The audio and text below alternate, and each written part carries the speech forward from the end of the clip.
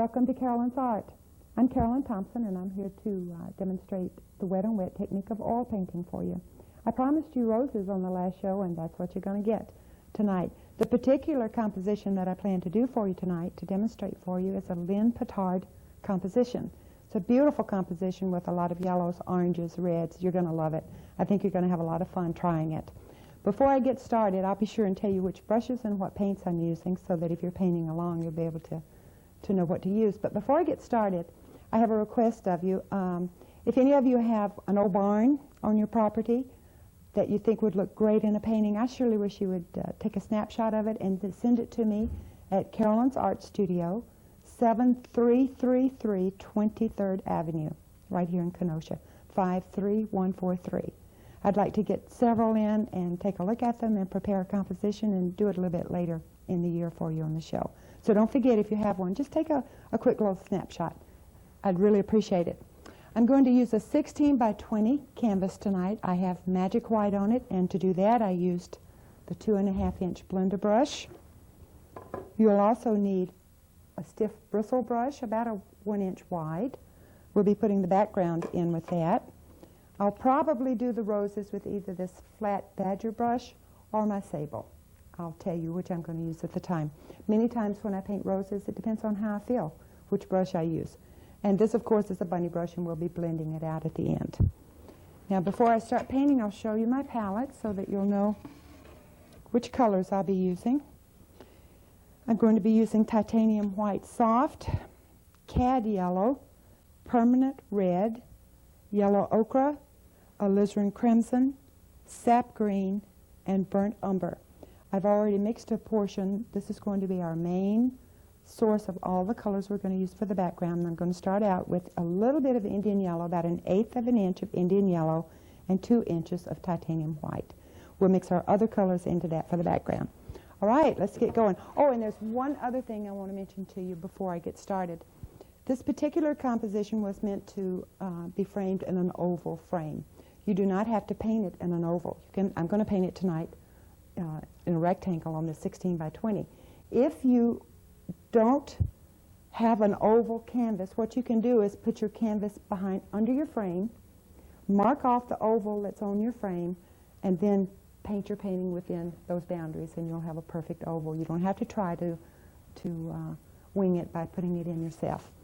Okay, I'm going to start with my large bristle brush, cad yellow and titanium white, and I've loaded my brush relatively heavy on both sides.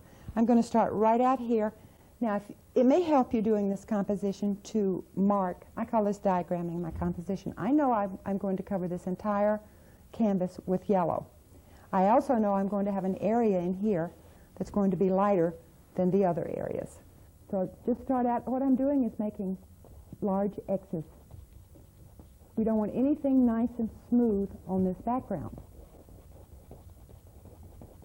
So I'm just going to continue with the yellow. This is going to take just a very few minutes to get the very first coat in. Now remember, I have magic white on. Put the magic white on first. Then you start with your Indian yellow and white, cad yellow and white. Indian yellow would work too, by the way, if you don't have cad yellow. That's a pretty color. I just decided to use cad yellow and white on this one. It doesn't have to be. It could be yellow ochre if you don't have either one of those. Just continuing to make crosshatch strokes, X's. Sometimes I take my brush off the canvas, sometimes I don't. Sometimes I just move it around, sometimes I physically take it up and move it. Okay, now this is not going to be real interesting for you until I get this base in. It's rather repetitious. But the thing you do want to remember while you're doing this is not to come up here and make perfectly smooth strokes and get an even, nice, even yellow background. I'm leaving this area for right now, but I will put some yellow in it in a few minutes. I'm going to add white there, so I don't want to have too much yellow on it. So I'll wait until the paint is out of my brush and go back. It won't be so heavy. Right there, then I add white, to cover it. On this side, the 2/3 of the canvas, I put the yellow and white heavy, and sure stroke uneven and modest. Over here, I'm not concerned. We're going to cover all this area, but I do want some yellow back, so now you can just put in. You don't have to cross that thread. I want to get y'all to show through how you have color in. It's this area that I'm concerned about. Okay. I think you're going to really like trying this. A lot of the counties that road is really difficult to paint. I tend to agree with that, but it's like anything else. You learn how.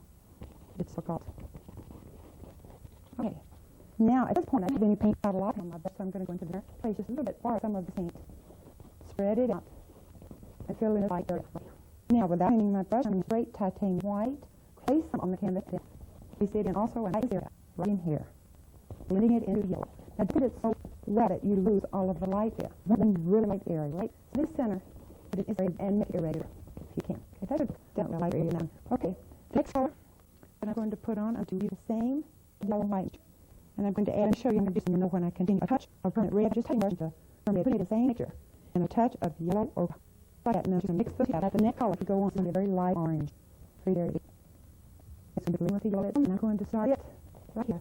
Yeah, remember we have a curve going here. It fits the marker curve. Okay. Go to paint by strokes. If you want more paint, I'm pushing harder. Comes on my brush. As it comes to your area, I'm releasing my pressure and blending it very easy.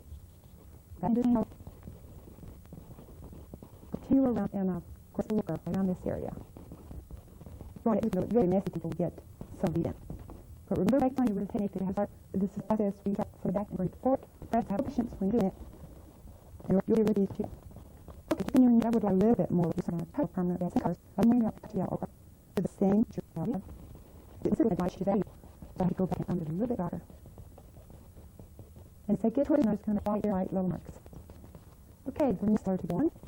I'm going to add a little bit of a little crimson to the same color. Just going to make a darker pink. Now that's the same mixture that we started out with, cad yellow and white. So we add a little permanent red, a little more cad yellow, and now add a little bit of alizarin crimson. I'm going to go behind this peach and start this brighter peak. Now this I'll stretch almost to the edge over here. Won't be heavy, but it will stretch almost all the way over. If you're doing an oval, if you've already traced your oval out, you won't have to do the very corners. But if you're doing it on a rectangular canvas, you will. And it's beautiful either way. It's pretty in a square frame or 16 by 20 frame also. Still want to carry some of this peach up into this lightest area. Our light source is, of course, coming from the right, hitting right in this area. So I want to stretch some of this brighter pink over into that orange.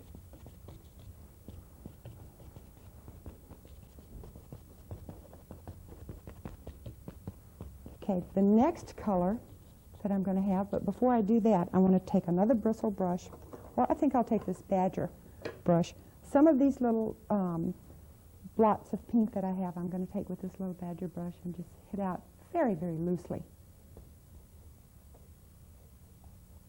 You don't want to start forming leaves yet, but you can give the indication of a little bit of shrubbery in there with this brush. Already you can tell that we're going to put a lot of leaves and stems and all kind of pretty things in here.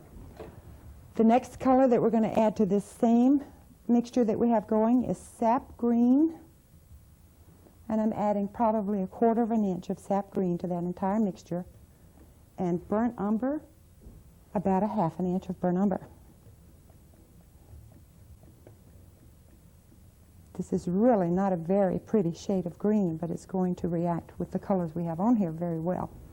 I'm going to start trying to remember that I have a curve going. I want darker areas over to the left. Don't at this point try to make leaves yet. Very quickly we're going to do that, but not yet. I'm trying to make sure that the bottom corners, the very top and around this corner, on the left-hand edge and around the bottom will be rather dark. We have another dark color to go in here also. Still making square or cross-hatch strokes. As it moves over into the lighter area, I allow it to lighten up a little bit, to blend with the magic white that's underneath and the colors that are already on there. I'm going to add a little more sap green, burnt umber, same amounts that I just showed you a few minutes ago. Continue to add these dark colors. See how the pinks and the oranges mix with the greens and the yellows? That's what we want. I told you it was going to look messy. It's kind of fun watching it come together, though, after you get all of these colors on with just a few little strokes. I think it'll be fun. You'll really enjoy it. I'm going to go a little bit further out into here. Now I'm just touching with the edge of my brush and indicating that those may or may not be leaves. They are not distinct yet. Now I have to back up a little. The lights in the studios are very bright so that I can see how far I bring this out. At the edge, I just hit a few little strokes. Now I want it a little bit darker right here. We're going to have a rose right here. So I'm going to add a little bit more burnt umber. Give it a dark background for that rose. And we're going to have another rose right in this area, so I want it dark. You can refer to the completed painting if you wish, or not. And let these just trail off. No distinct lines at all. Okay, now I'm going into straight burnt umber. No more sap green. There are a few places where I want it very, very dark. At the corners and on the edge primarily. What you want to remember is that it's very dark on the left and it's getting progressively lighter as we come to the center. And of course the lightest area is right here in the center. So you'll want a few very dark areas over here. All right, I'm ready to put this brush down. I have to clean my flat badger brush quickly, and we're going to start making the indication of a few leaves. These will not be distinct. Keep them very, very indistinct. These are going to be our shadow leaves. We will put leaves in a few minutes. I'm going to start, here's a good place to start right here. Let's say I want the indication. I have no paint on my brush. I'm using the paint that's on the canvas. Just touching. Remember on the technique class that we had on florals where I showed you how to do this stroke? Where we come in from the outside to the center? I'll show you this when we have paint. You'll be able to see a little bit. I'll demonstrate it for you again in case you missed that class. But this is exactly what I'm doing. Only this time I don't have any paint on my brushes. It's just the indication. Very vague shape of little leaves. And I'm going to remember that I have a stem that's curving around and where they go. And I'm not concentrating on this area. I'm concentrating on the edge. Here and there I'm going to put a few little one-stroke leaves. I almost dipped into my paint. Did you see that? You don't go into your paint yet. We're borrowing the paint that's on here. And up here you'll want a few. I have to back up again because the lights are so bright. Over here I might indicate a little shadow of a broadleaf perhaps. Maybe even one up here. Down here maybe. Always keeping in mind the flow of the curve even as I'm doing these little shadow leaves. And out here, maybe one half of a leaf would show right there. So you decide in your painting where you want these little shadow leaves to be, and that's where what we're trying to do is soften the edge right here before we go in and put very distinct leaves in.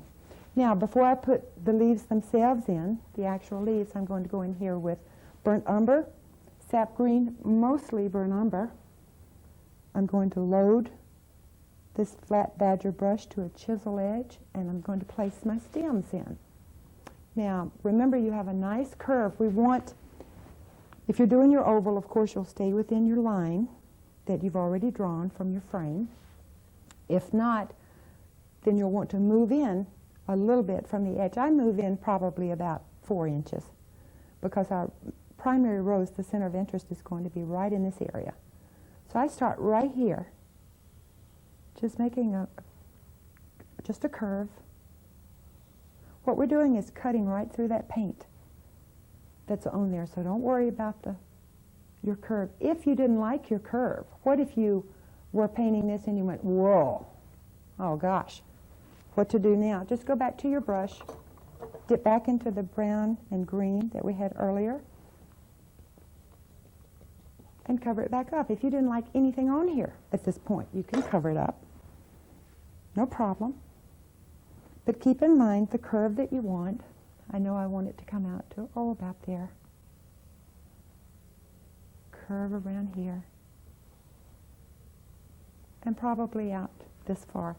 And then I know we have some other little stems that come off. I want a little bud that's going to come off right here.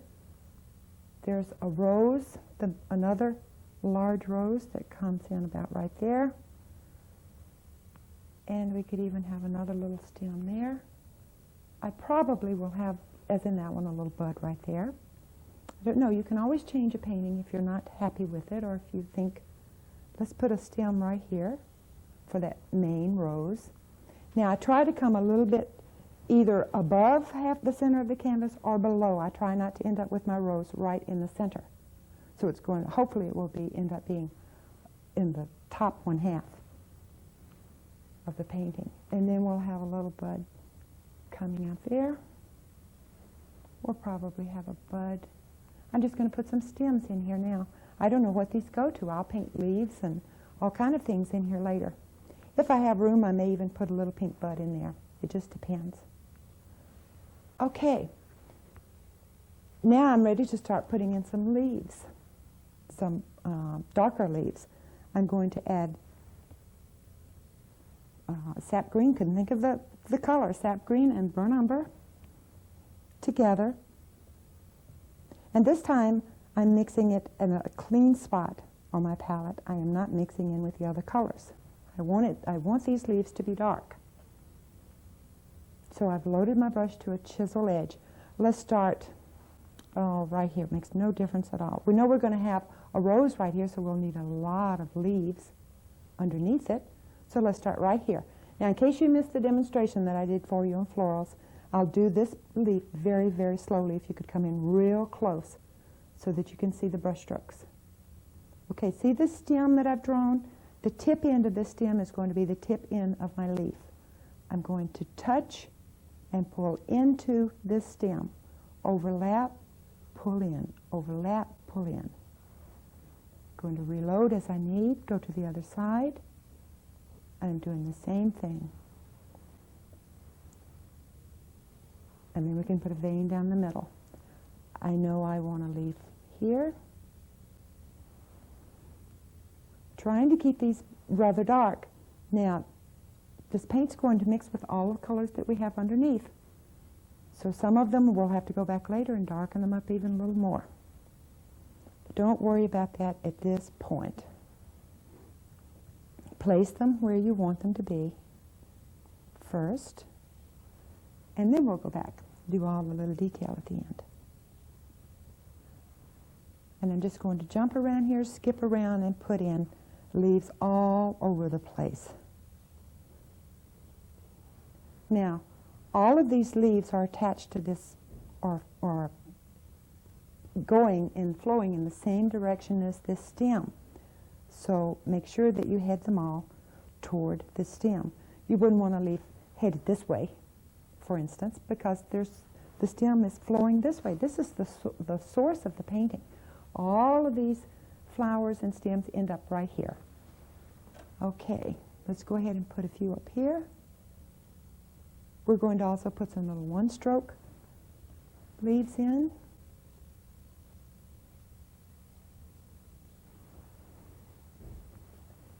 Now, the leaves on roses normally are clustered in groups of 3 or 5, if that will help you at all when you're trying to do this painting, so keep that in mind. They're not normally, wouldn't normally find one leaf out by itself. They're in little clusters.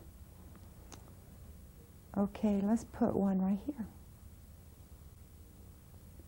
This one's going to be very close into the stem. Very close to the stem. Lost my dark right there at the end. I had a lot of that peach right there. So And right here. And rose leaves normally are serrated on the edge. Okay, I need to go down here and we're going to put more up there, but I need to skip back down here, put some in here. I'm drawing a stem where I think I need it, and on your painting, you check it out, look at it, watch for balance, and you have good judgment, so you just, where you think there's a leaf needs to be, you put one in. I'm going to put some, I know I'm going to have a rose right here and one right there, so I want a lot of leaves right here.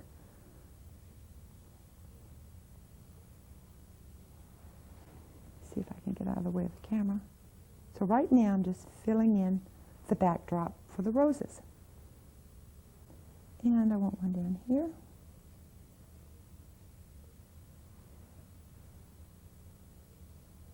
You know, you could do these roses on any background color you like. These are going to be pink roses, but you could do white roses, dark red roses if you use a black vase, or a dark alizarin and black or burnt umber base would be really pretty. I know I have a rose there, like I said, so I'm going to fill in some dark so that that pretty pink rose will look pretty on its complement, this green behind it. Put one in here. You can put as many or as few as you like. It's going to be your painting, and you do exactly what you want to do. Okay, I want to move back around the painting, come up here, put in some leaves up here. Let's put one. We're going to have a bud there. Now, the leaves at the top will be smaller for composition's sake than the ones at the bottom. Would you believe I can't even see that stroke I just made because of the light? Looked okay. Came out all right.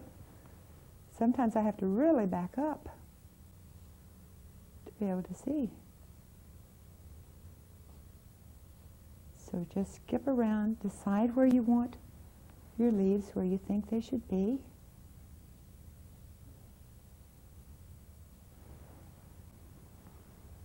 Finish putting them in. Okay, now I want to switch and make some one-stroke leaves. So I'm going to come out, still following my curve now.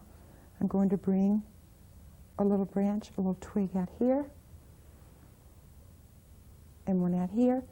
The one-stroke leaf, you go in, it's almost like a daisy stroke. Again, this is for those of you who missed the floral technique tape that I did on the last show. I'm going to touch and pull into the stem. Touch and pull into the stem. You can make as many little twigs as you like. This looks very methodical. 1, 2, 3, 4, they all look the same. You don't want that in a painting, so change it. Let's put one that crosses over here, and I'll make one larger than the other. You never want a straight line or anything that's repetitious, almost the same, identical to anything else, if you can help it. So you try to watch for that, especially in florals. Okay, and right here, we could afford to have a little stem coming off with some smaller leaves. A lot of these we're going to wipe off with a paper towel, but it's nice to get them in. When we place the roses, we'll wipe off some of this paint so that we'll have a clear base. But it's good to go ahead and put them in so that when you put the flower in, afterwards you have it as a backdrop.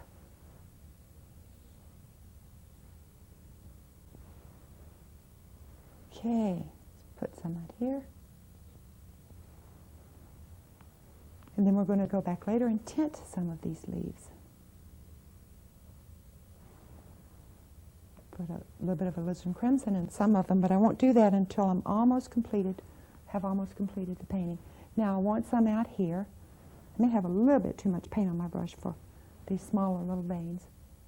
Pull one in here. Now I'm using the chisel edge of my brush and the corner to make that fine line. I demonstrated all of this on the floral technique tape. Maybe you'll be able to catch that if you missed it. It's a great help to have something like that to watch. Gives you a lot of ideas for your paintings. Now I'm not reloading this time. I want these leaves to be rather light. They're coming out into the lighted area, the highlight area. I want to go back and put a few darker ones back here.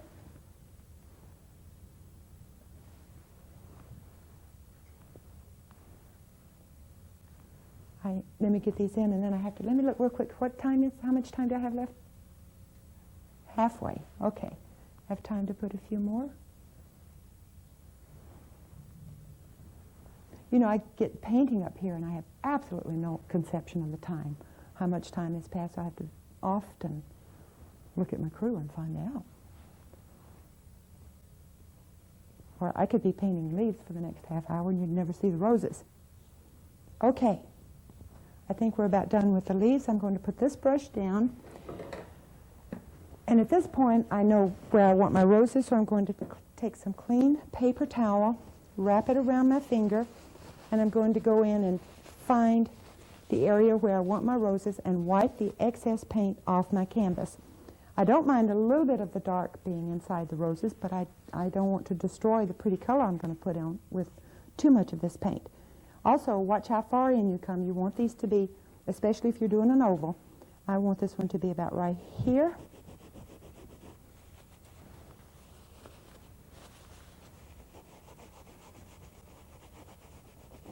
Now, basically, I'm wiping off a circle. It's not a perfect circle. I want it jagged.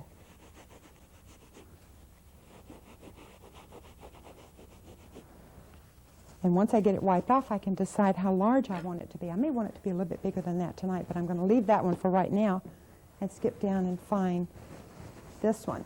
We have one that's coming off this little stem, remember?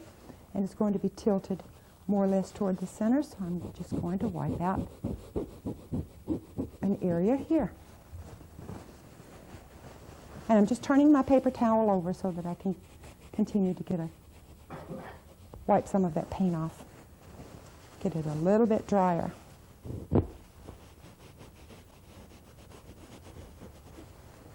So that when I put my flower base in, it won't be so wet.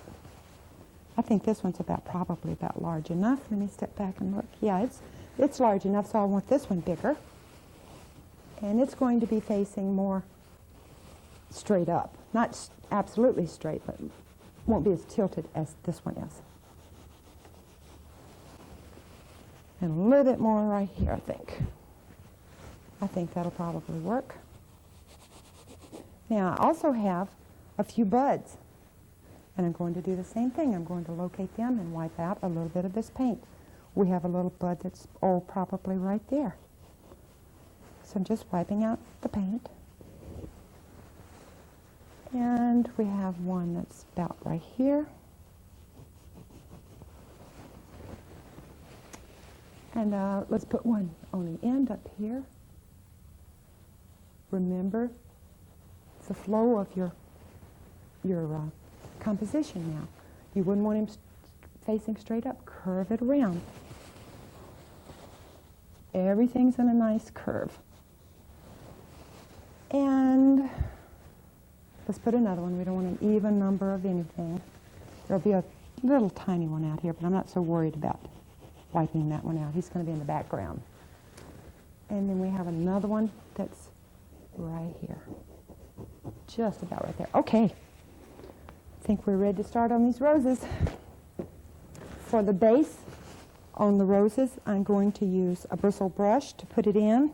I have to get a smaller one out, though. I only have that large one out. This is just like the brush we used on the background, only it will be a little bit smaller. This one's probably a 1/2 inch wide, and the others were. This is the same brush I paint the poppies with. Okay, the base for the roses is going to be, let me pull this out so you can see, alizarin crimson. I'm just going to take some paint with my brush, find a place on my palette that's clean, and permanent red. So I probably have 1 inch of alizarin crimson and 1/4 inch of permanent red. I'm going to mix those two colors together and put the base for the roses on. Now you want to be careful when you're putting this base in that you don't get it on too thick. So after you mix your color, brush off a little bit of the paint. Now I'm going to go in here. This is dry now. It has a little bit of the magic white left on it, but it's basically dry. I'm going to go in here and spread this color around. I'm going to make a jagged circle. Please don't go in here and make a little round circle like that. It is so much easier for you when you begin painting the petals on this rose if you don't have a smooth, even surface like that to paint on. You want it jagged.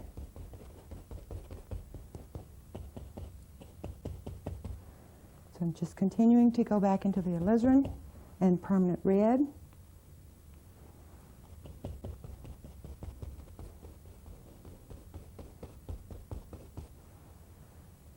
I'm going to fill in the space, and then I'm going to try to get a little bit of this paint off. I've got it on a little bit thick. Now the center of this, I started to say poppy, the center of this rose is going to be straight alizarin and a little bit of burnt umber. I know the bowl on my rose is going to be somewhere right here. It's not a bad idea to mark an indication of where your bowl is going to be. I'm going to put some of that darker color in and brush it out for the center of the rose. I'm going to go down here and fill in this one. We wanted this one tilted a little bit, so probably the bowl will be somewhere in there. Same thing, very jagged, loose strokes.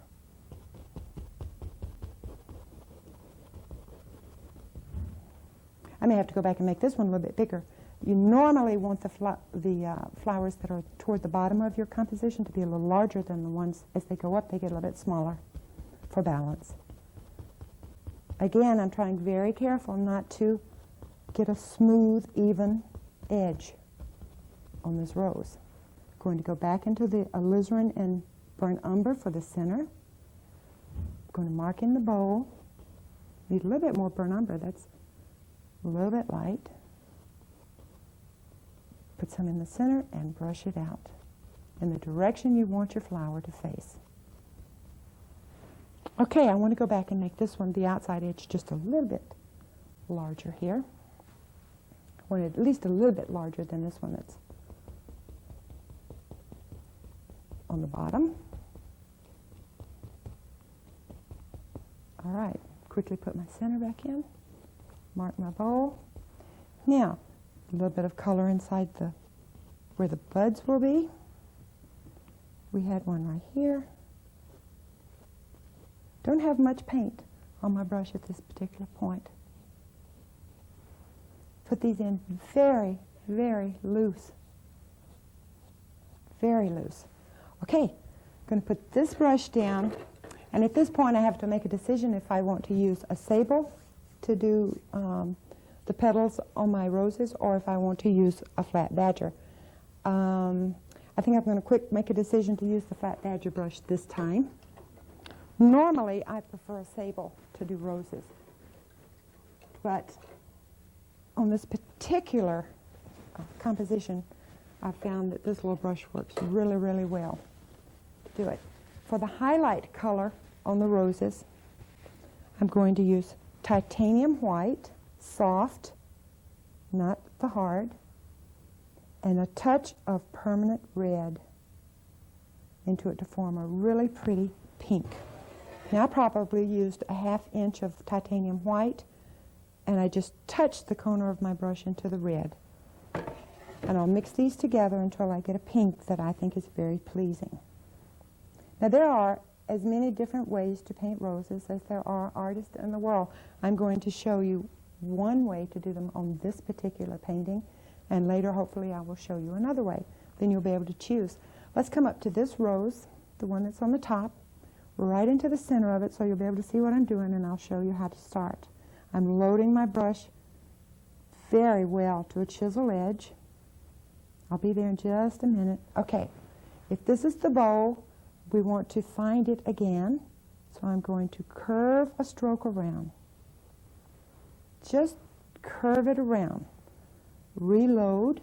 We're going to go back, and I'm going to make some little hash marks and make that very uneven.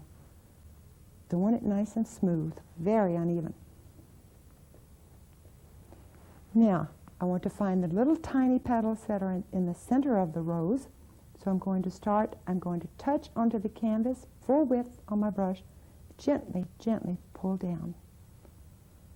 There are usually a little row of 3, 2 to 3 right in here. Add more white if it doesn't show. Let's add a little bit there so you can see that one. And sometimes there are little tiny ones inside there. Okay, above that, over here, there'll be another larger petal I'm going to touch and sweep. Touching and releasing. Let's go. Now you might find it really helpful to go in here and sketch where you think your petal should be, very lightly in white. Let me do that for you and show you how to do that. If you can't see in your mind's eye where the petals would be, there's absolutely nothing wrong with going in here and putting a little small sketch on here. Let's say there's going to be one back here, one here. This can be very helpful. One there. I usually like one coming down right in front of the bowl. And we may even put another one right there. And remember, you can change this as you go. If you don't like what you've sketched on there, you paint right over it. Okay, let's go right up here and do this second little tiny petal. Touch, push, and release. Sweeping in. Now, some of these petals will be almost pointed. Not all are pointed. So don't go crazy putting a point on every single one of your little petals. Now, all the way around here, I'm touching and sweeping. Let's bring this petal down right up under the bowl. Just let it reach around. Need a little bit more white. If you find your highlights aren't showing, add a little more white to your paint. I'm having to wipe a little bit of this paint off my brush. That's why I was hesitating down there. Okay, at this point, I'm going to go to this petal on the top. This one will have a little bit more of a point to it. But I'm still touching and sweeping, and I am always headed to this point, right here. This is the vanishing point on this flower. It's where the stem connects to this flower. Every stroke heads for this little point. See that little dot? Okay, so I'm touching. Remember your point on this one, or a few of them. Doesn't have to be that particular petal. Touch and release. Touch and release. Back here on the back, just a few little strokes. Coming around, we might put more of a little point on this one.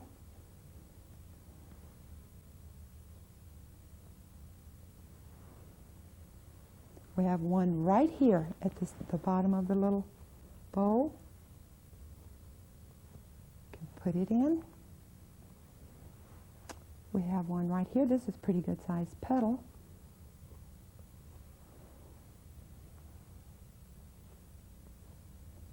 Now you're making sure you go over the base that you put on. But if you happen to miss it, just go back and put a few little strokes in. Make them very translucent, very little paint. Let's put, even though I don't have base right here, I'd like another petal there, and that's fine. I can go back and put another one in. So when you're doing your painting, if you're remember what I told you, if the little sketch you put in where your petals go isn't pleasing to you after you get it in, change it. All right, let's skip down to this one. This one is tilted a little more toward the center. Same highlight color, same brush.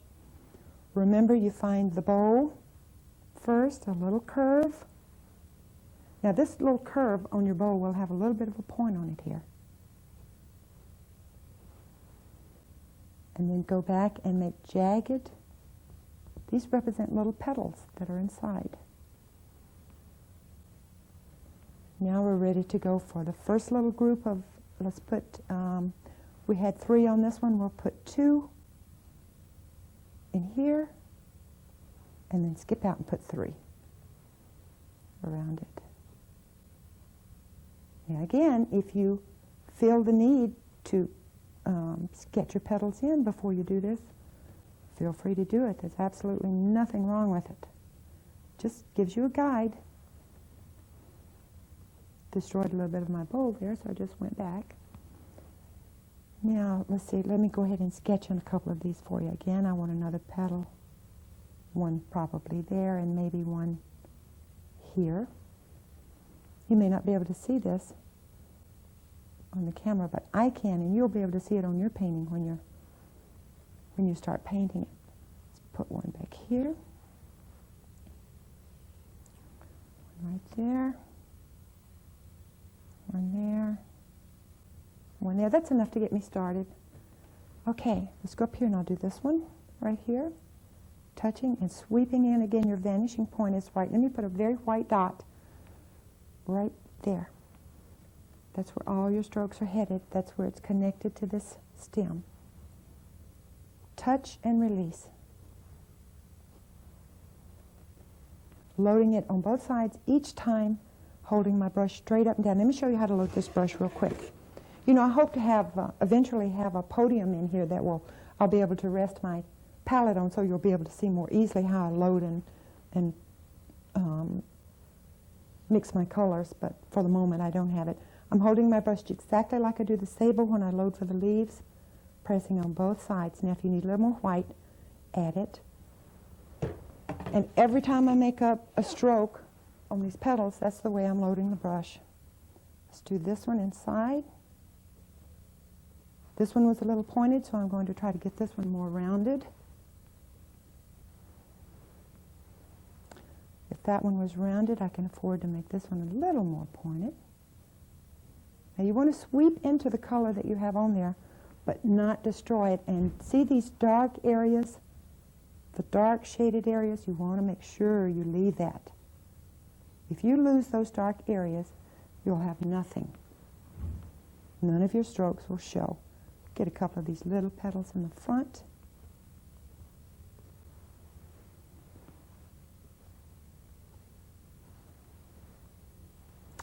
Go up here and let's get this one. See this little bit of base color that I had right here at the top? All you have to do is take very little paint, though, and fake a little petal back there. You want to try to cover your base, but you don't always hit it every time. But all you have to do is just, let's go skip over here to this one. I think I can afford to make it a little more pointed.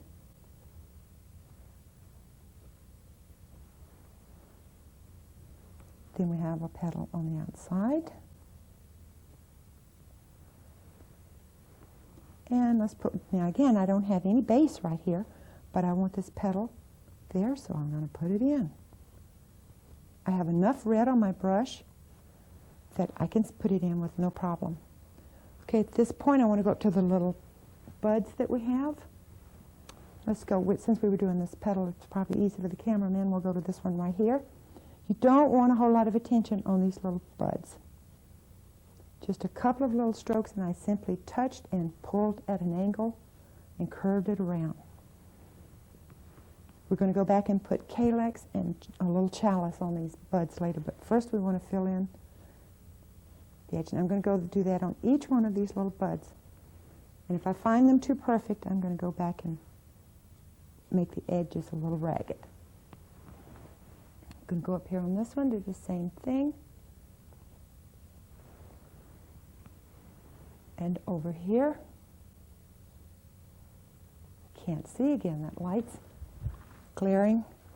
Let's put a little bit of white, add a little bit more white right there, since it's more in the light.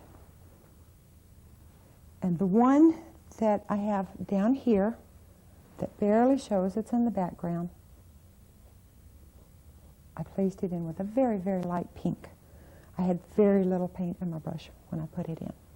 Okay, I'm going to clean this brush out, switch to a sable, go back to the sap green and burnt umber. Pardon me, well, a little bit more burnt umber than sap green this time. I'm going to put a little calyx on for you, show you how to do that. I also showed how to do that on the Floral Technique tape. If you missed that tape and you're really into doing florals, before long you'll be able to pick it up at one of the libraries or at the museum, Kenosha Public Museum. So it may be worth your time to go pick it up. It's real helpful. Okay, let's come into this little bud again, down here. I'm going to start on, usually try to have one side of the calyx longer than the other, so I'll start up here, pressing down on the chisel edge, pressing in, coming back into the stem. And I can't get to the paint I just mixed. Let me turn my palette around. Load on the chisel edge each time. This one will be shorter. Going to touch on the side, press, and release. Now see that little bit of pink that mixed in there? That's great. If you can get that to happen on your florals, you're way ahead of things. If you want one of the little chalice type strokes right here, these happen often on the buds on roses. Lost our stem, so I'll pull it back in. All I did was touch on the side, twist my brush, and as I came down, I came on the corner of the brush on the chisel edge and released my pressure. I'll do it again for you. Right here, let's put in the little calyx. Press, release, come into the stem.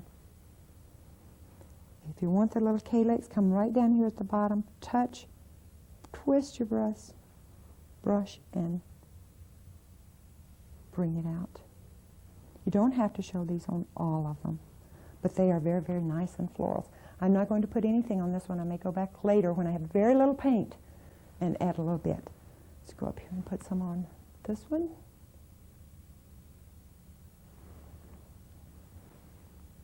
And here.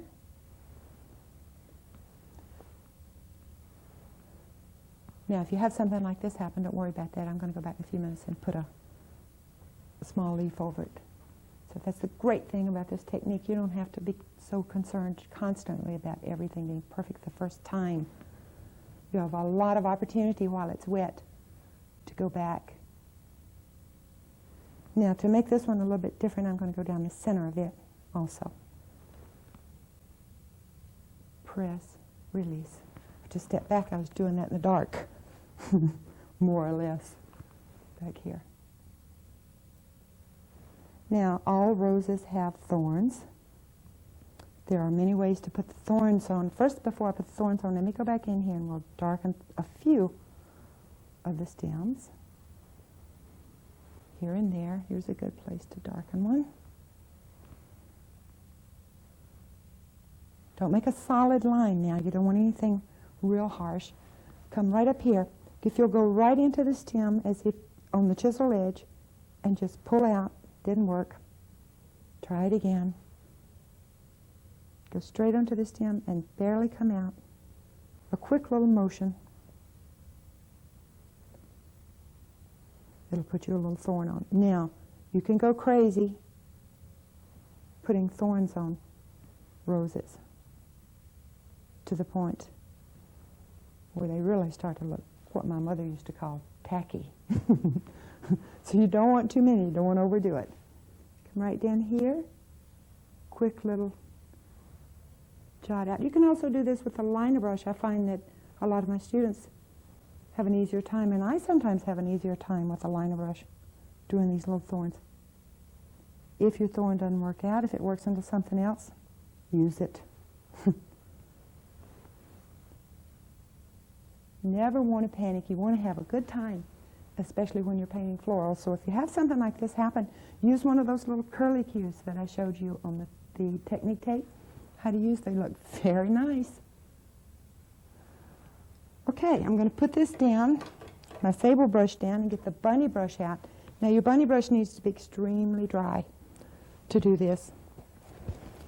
Some people like to soften their roses and some do not, so it's totally up to you. I prefer to soften mine and make the whole thing very gentle. Go up here and barely touch. Barely touch. And I'm going to do it over. Not every single petal, but the ones that I think are a little harsh. Don't want to lose your highlights doing this. If you continue to brush, you could lose your entire petal.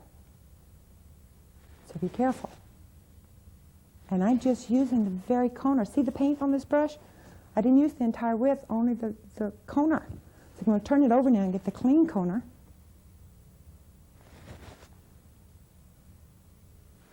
And this is just a whisper. Mostly air. You may hit at it 3 or 4 times and never hit the canvas. That's how light it is. Before you finally do, I'm going to touch on my buds.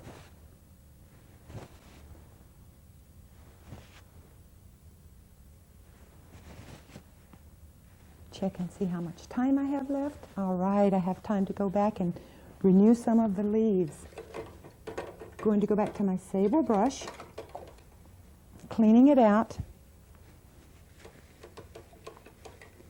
Did you guys just hear that can? Could you hear my brush in that thinner can? I have a can with odorless thinner in it, and there's a screen in the bottom. You never want to brush your sable brush across that screen. I just did.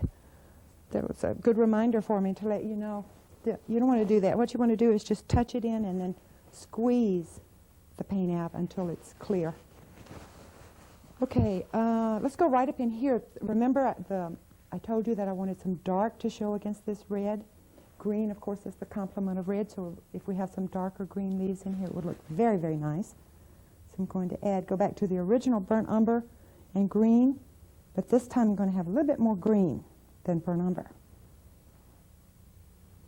And quickly put in just a couple of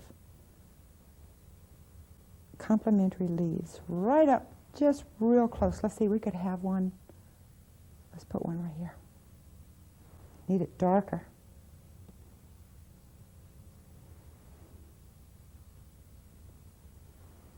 There we go. Put one in there. I can sneak right in here and put part of one right in there. Very, very close to that rose. Now, if you hit your rose, don't panic. You can always go back and redo that one petal. I sometimes like to bring leaves over, many times as a matter of fact, over the flowers that I'm painting. It sets them back in the composition. It's very attractive. I'm losing my darks very quickly as it mixes with those other colors. Okay, and on some of these leaves, I want to add a touch of alizarin crimson to the green mixture that I have. And I'm going to go back and put a little color into some of these leaves.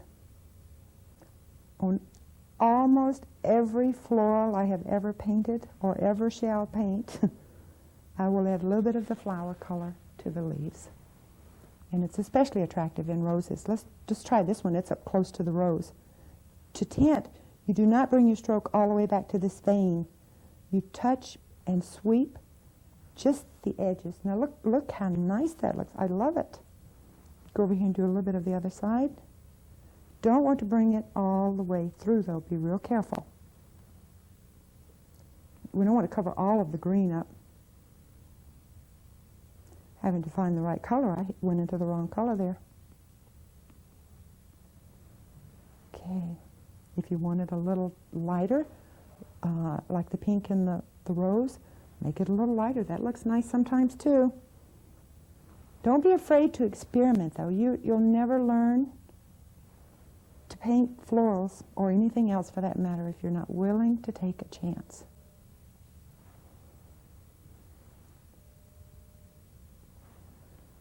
A little bit of pink there. Let's skip up here and put a little bit of pink right here. I have to get on tippy toe and move over because I can't see up there.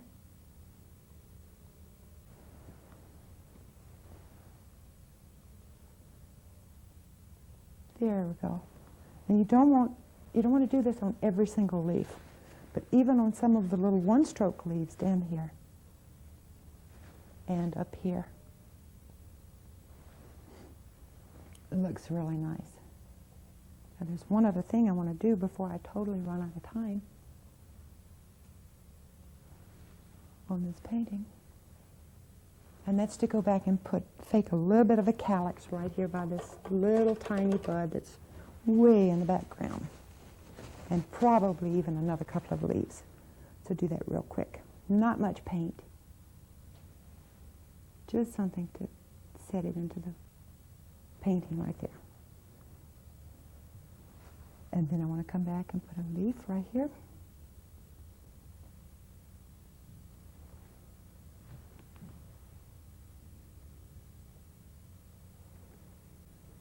and probably one right here. Okay, while I finish this leaf, I'm going to have to tell you goodbye. They're telling me my time is up. I've really enjoyed doing this for you. Try it. You're going to love it. Bye-bye.